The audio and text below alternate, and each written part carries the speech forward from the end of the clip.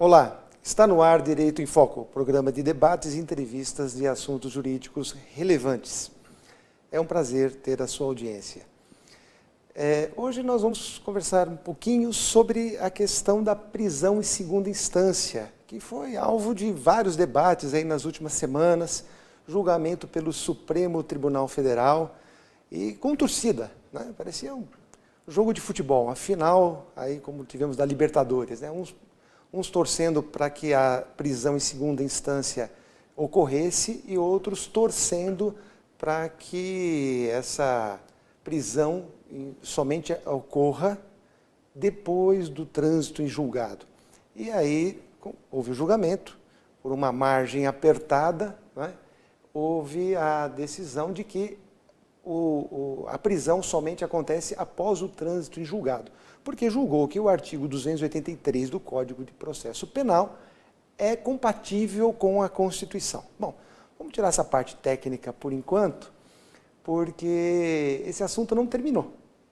Esse julgamento resultou na liberdade de várias pessoas que estavam presas, depois de terem sido julgadas culpadas em segunda instância, mas sem o trânsito em julgado, foram libertadas, enfim, a imprensa acompanhou essa movimentação, mas nós estamos observando que tanto a Câmara dos Deputados como o Senado Federal têm propostas de alteração da legislação para modificação do Código Penal ou da Constituição, nós vamos ver isso aqui durante o programa, para que, com a decisão em segunda instância, a condenação em segunda instância, o réu já seja preso. Para a gente entender um pouquinho melhor desse assunto, nós temos hoje aqui a honra de ter no nosso programa o Dr. Luiz Fernando Bertoldo, que é um advogado criminalista, atuante no Tribunal do Júri, pós-graduado em processo penal, em direito penal, ele é conselheiro regional de prerrogativas da OAB, presidente da Comissão de Direito Processual Penal da OAB aqui de São Caetano, enfim, um currículo vasto aqui que tomaria um grande período aqui do nosso programa só para apresentá-lo. Então, diretamente, Dr. Bertoldo, muito obrigado por ter aceito o nosso convite, seja muito bem-vindo ao programa Direito em Foco. Obrigado. Eu agradeço o convite, fico muito honrado, fico muito feliz de poder ter recebido esse convite. Então, assim, é uma honra poder participar do seu programa. A honra é nossa, doutor. Muito obrigado. Então, essa questão, a prisão em segunda instância. O Supremo Tribunal Federal disse que tem que ser com trânsito em julgado. Agora, tanto a Câmara como a iniciativa, né, a PEC 199 deste ano, e o Senado também com uma PEC, né, um projeto de emenda à Constituição. Então, essa polêmica, que até deu briga de família, né, deu muita conversa nos bares, nas padarias, essa polêmica continua? Então, doutor, explica para a gente como é que é isso. Com certeza continua, porque é um tema que envolve muita coisa, né? Então, assim, com certeza ela continua, porque ele é um tema muito polêmico, que envolve a questão de prisão, aí tem a questão também da mídia, que fala muito sobre esse tema, né? Então, com certeza, muita polêmica. Inclusive, foi interposta essa ação, a ADC 43, que é a Ação Direta de Constitucionalidade, para declarar, inclusive, essa questão do artigo 283 do Código de Processo Penal, para saber se ele é um artigo que é constitucional ou não.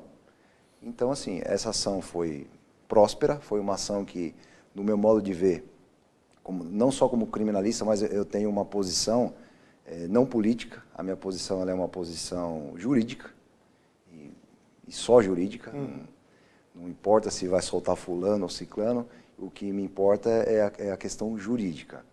Então, diante de tudo isso, eu entendo que foi corretamente declarada a constitucionalidade desse artigo, porque ele é exatamente de acordo com o que a Constituição Federal fala no inciso 57 do artigo 5º, né? Perfeito, mas o debate é grande, inclusive no Supremo Tribunal Federal, não entendeu que o assunto é de uma clareza solar.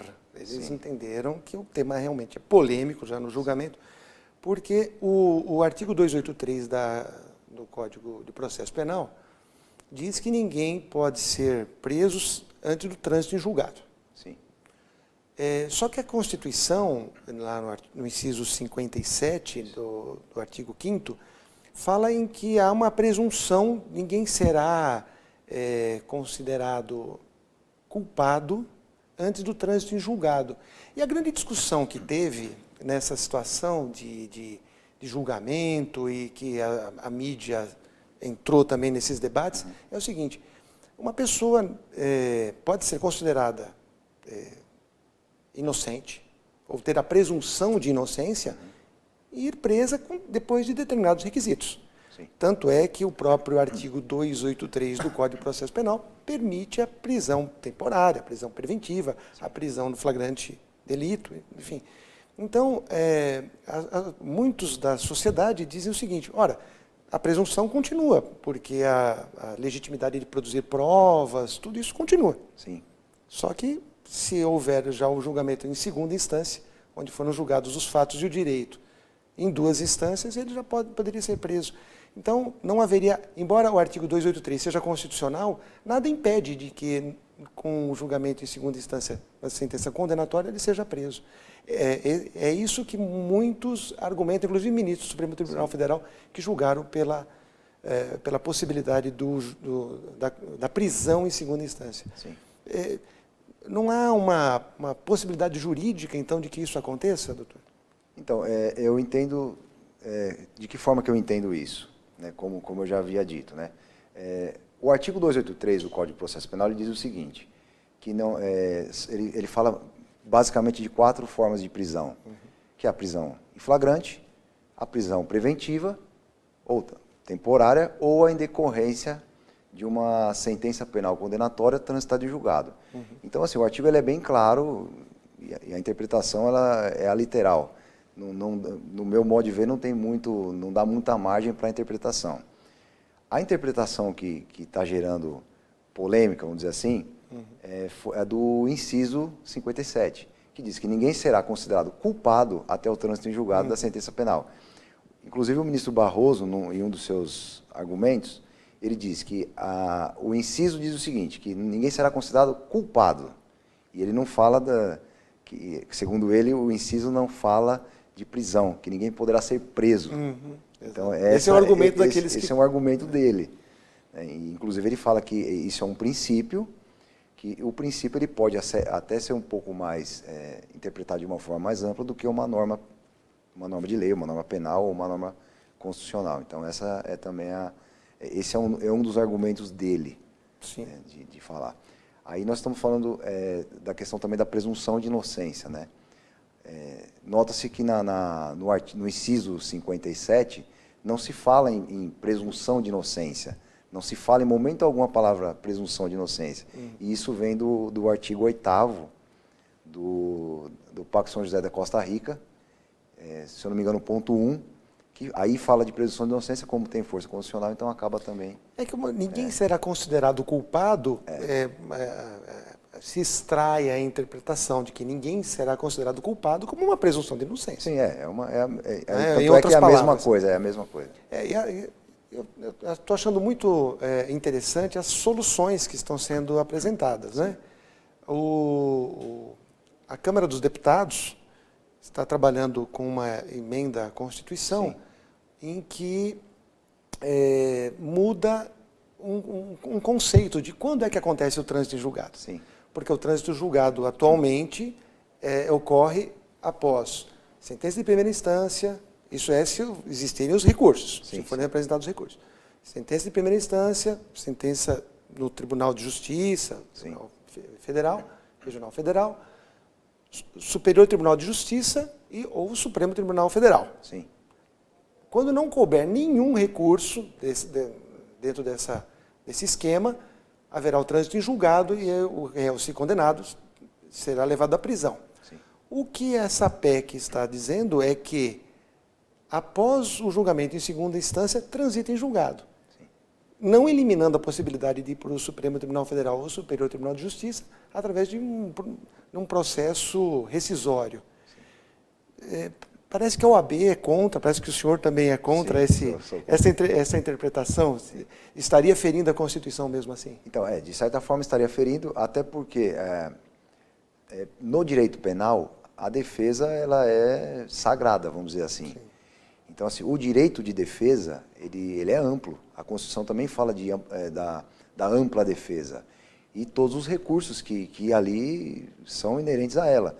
Então, assim, eu acredito que essa PEC 199, que até pelo Alex Manente, ela pensa de que forma? Para que se retire o caráter de recurso, vamos dizer assim, do recurso especial e do recurso extraordinário, e se transforme isso como formas de revisão. Então, seriam recursos, entre aspas, né, revisionais. E ali, já havendo um acórdão condenatório em segunda instância, então, daí para frente, só se traria, então, uma revisão. Só que, Ariovaldo, a gente tem uma questão que é muito interessante. Se nós puxarmos aí através de estatísticas mesmo, 60%, 50% dos recursos que são interpostos perante o STJ ou o STF da defesa são revisados. São reformulados. Então, aí... já aconteceu, por exemplo, de ter caso, não vou nem falar de absolvição, mas já aconteceu, por exemplo, de ter caso da pessoa, do indivíduo, ter uma condenação, ser absolvido em primeira instância, ser condenado em segunda instância a uma pena alta, cujo regime seria o fechado, e ter essa pena revisada perante o STJ, a regime aberto, por exemplo, ou um semiaberto. Então, acontece muito isso. Então, assim, 60%, 50%, 60% dos casos são revisados. Então, por isso, é até uma forma de eu pensar, né, com relação a essa questão da segunda instância. Porque enquanto não se esgotar os recursos, então, sempre existe uma chance disso ser alterado. Né? Então... mas essa questão, eu entendo essa situação que o senhor está colocando, muito bem colocada, mas muitos argumentos em sentido contrário vêm expostos da seguinte forma: o fato de ter também essa entrância especial, ou para o Superior Tribunal de Justiça, ou para o Supremo Tribunal Federal, acabam levando uma efetividade para o futuro, causando uma sensação de impunidade. E eu não sei, a estatística, eu não tenho esses números, eu não sei se o senhor tem aí esses números, mas também leva a um grande número de prescrições. Então, sim, muitas injustiças são realizadas também em sentido contrário, sim, onde pessoas que cometeram crimes acabam ficando sem a sua condenação. E eu gostaria de perguntar ao senhor o seguinte: essa polarização que aconteceu e está acontecendo, sim, ser preso em segunda instância ou não com essas PECs, isso para o senhor, isso é bom para o debate jurídico, a sociedade fazendo esse debate, mas o senhor vai responder isso aqui depois dos nossos intervalos. Daqui a pouco nós voltamos.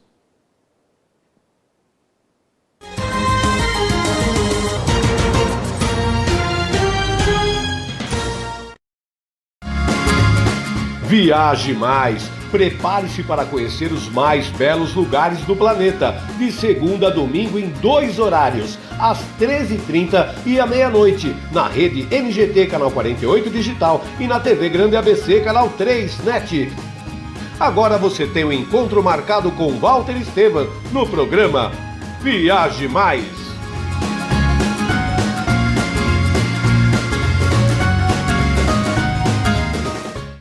Com a Juliana Flores, você está a um clique de deixar alguém ainda mais feliz. Entrega de presentes, flores e momentos únicos em até 3 horas em todo o Brasil.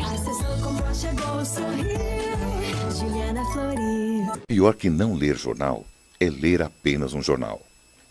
Leia, assine e anuncie no Jornal ABC Repórter. 4224-4789. Se você é notícia, foi ou vai ser, ligue para a nossa redação ou mande um e-mail para redação@jornalabcreporter.com.br. ABC Repórter, o diário. www.jornalabcreporter.com.br. Ei, quer saber como escolher a sua escola de inglês? Não pergunte pro boneco do posto. Não pergunte pra esse monte de gatos da sorte. Não pergunte pra essa estátua.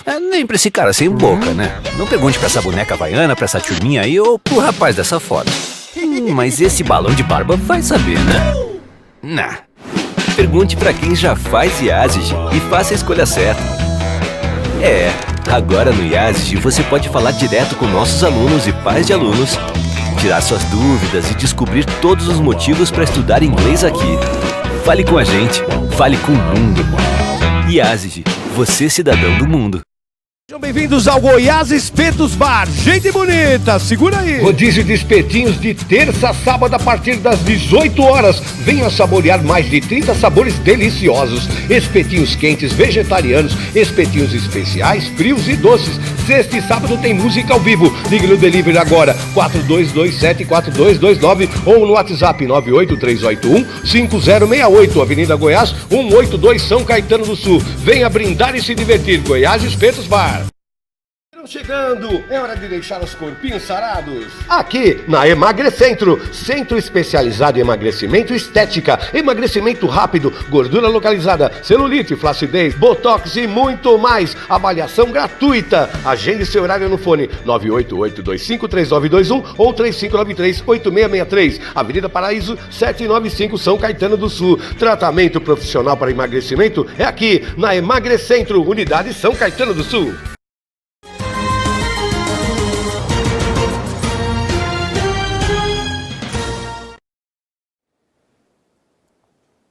Olá, estamos de volta com o programa Direito em Foco, programa de debates, entrevistas e assuntos jurídicos relevantes.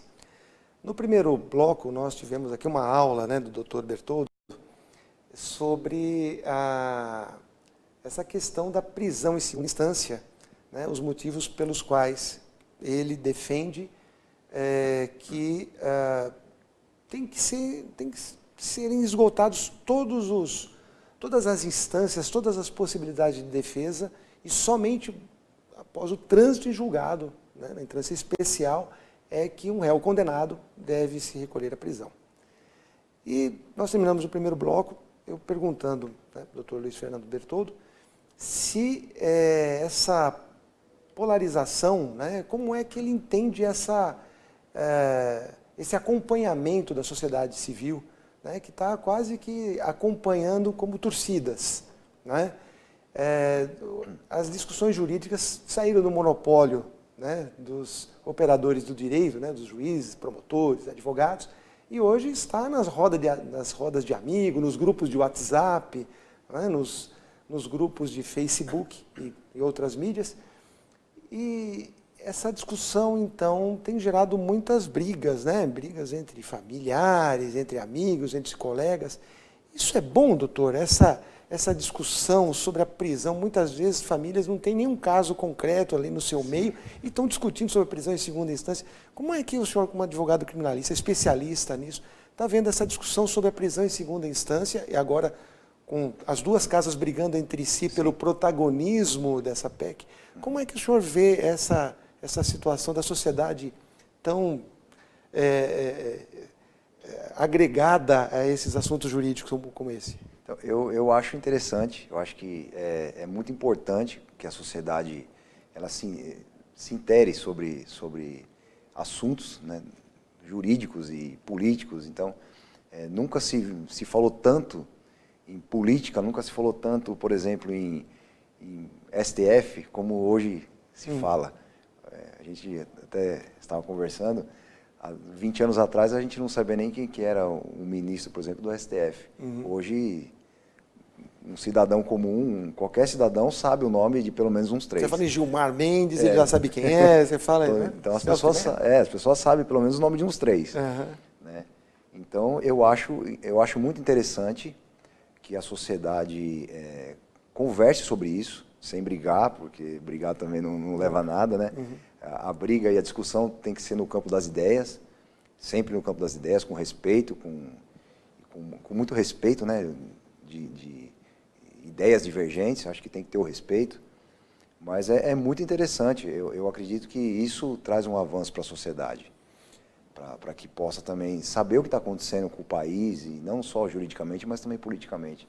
E agora, nas próximas semanas, nós vamos ter aqui novamente um debate, porque o que está se apresentando? A Câmara dos Deputados, né, com a PEC 199, está querendo fazer isso que a gente já conversou no primeiro bloco, Sim. que é que o trânsito em julgado ocorra após o julgamento em segunda instância. Julgou em segunda instância, está absolvido, transitou em julgado. Foi condenado, recolha-se a prisão, recolha-se a prisão. Com essa PEC, o que vai acontecer? Se uma das partes, o Ministério Público ou a Defesa, não se conformarem com aquela decisão, poderão entrar com uma ação com uma característica revisional, mas a pena ou absolvição vai estar como transitada em julgado.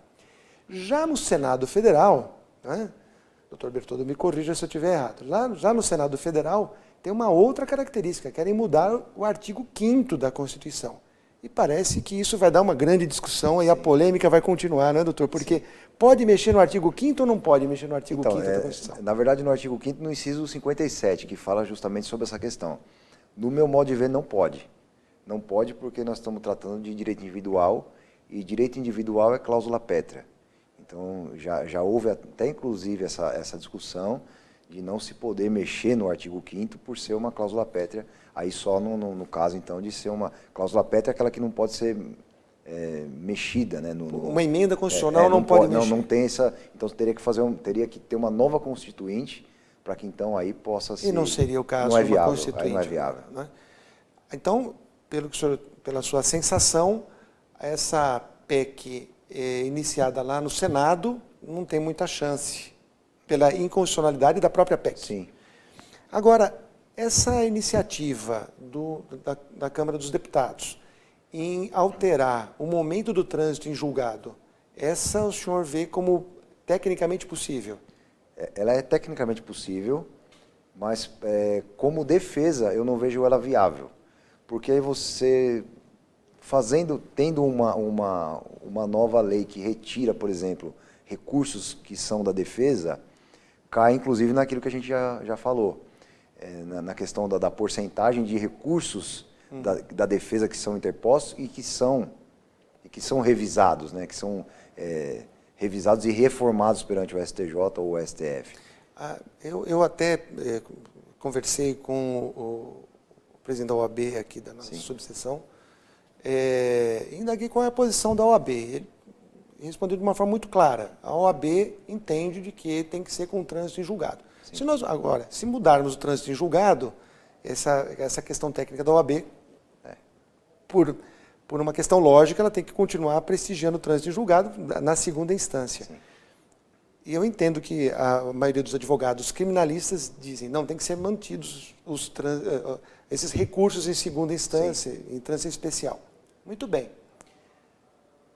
Vou falar aquilo que as pessoas mandaram aqui, quando nós anunciamos qual era o tema do programa, mandaram as questões aqui para nós, e muitas podem ser simplificadas na seguinte situação. O Brasil não tem recurso demais, principalmente na área penal, é recurso disso, e quem tem bons advogados, assim como o senhor, assim como tantos outros daqui da nossa região, eles vão ter o trânsito em julgado anos e anos e anos e anos depois, talvez até obtendo a prescrição. E aquelas pessoas mais simples, que não têm acesso a advogados tão gabaritados, terão um trânsito em julgado mais cedo. Então, não seria também uma maneira de tornar mais igual aos brasileiros a distribuição da justiça, com menos recursos? Entendi. Então, eu não vejo dessa forma, até porque, por exemplo, vamos colocar aqui com um crime de homicídio, por exemplo. Um crime de homicídio ele prescreve em 20 anos, aproximadamente. Então, assim, não cabe tantos recursos assim, da forma que a gente vê, que a sociedade coloca, né? Então, assim, não é tão simples assim. Mas um furto, um roubo, né? São penas menores com prazo prescricional menor. Então, mas às vezes um furto e um roubo, às vezes nem chega no STJ. Por exemplo, um furto simples, ele é regime aberto. Entendeu? Então não precisa se recolher uma pessoa após o trânsito em julgado. Então, assim, acho que dessa forma nem chega nessa discussão.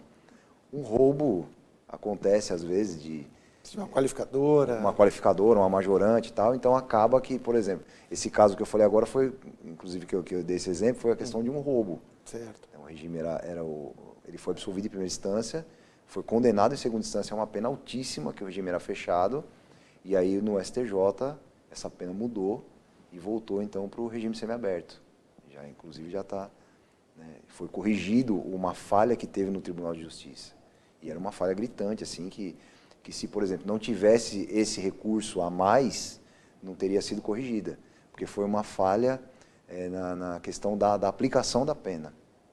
Foi uma falha de aplicação da pena. Então, poderia ter então, perdido essa chance de corrigir uma injustiça. Eu não estou nem falando de absolvição. Eu estou falando de corrigir a pena mesmo. Adequar a pena de acordo com o caso que foi, o caso concreto ali que aconteceu. Então, não estamos nem falando de absolvição. Esses debates, né, que nós com certeza vamos acompanhar nas próximas semanas, tanto na Câmara dos Deputados como no Senado Federal, eu imagino que as pessoas que estão nos assistindo terão condições de poder acompanhar de uma maneira um pouquinho mais clara, né, o que está acontecendo. O importante é que a sociedade tenha uma sensação de estar mais protegida, tanto das injustiças individuais que possam ocorrer, como esse exemplo que o senhor deu de uma condenação injusta em segunda instância, corrigido posteriormente, como da sensação de segurança coletiva, onde se perceba que aquele que comete um crime cumpra a pena que lhe for cabível e da maneira mais eficiente. Essa pelo menos, é a expectativa de toda a sociedade. Sim. E, lamentavelmente, doutor Bertoldo, nosso programa está chegando ao fim. Um tema que daria aqui, com certeza, horas, porque cada ministro do Supremo Tribunal Federal, ao defender a sua ideia, demorava 1, 2, 3 horas para defender o seu ponto de vista. Nós temos aqui meia hora apenas. Mas eu acho que deu para elucidar bem esse momento que nós estamos passando, que depois do julgamento do Supremo Tribunal Federal, nós ainda continuamos com essa polêmica. Sim. E a polêmica continua entre as duas casas, cada uma querendo o protagonismo dessa situação, sim, cada uma com uma proposta distinta, e onde todos aqueles que assistem o programa Direito em Foco vai ter agora a condição de poder acompanhar um pouquinho melhor. Doutor, muitíssimo obrigado pela sua presença. Imagino que quem está nos assistindo ficou com uma compreensão muito melhor sobre o tema. Muitíssimo obrigado, agradeço imensamente. Espero que aceite um convite para o futuro, uma nova entrevista sobre temas da área que o senhor domina tão bem. Eu agradeço o convite, fiquei muito lisonjeado por ter me convidado aqui para participar do seu programa. Foi um prazer também te conhecer e estou à disposição. Sempre que quiser me convidar, eu estou à disposição. Muito obrigado. E nós voltaremos na próxima semana com o programa Direito em Foco nesse mesmo horário. Muito obrigado e até lá.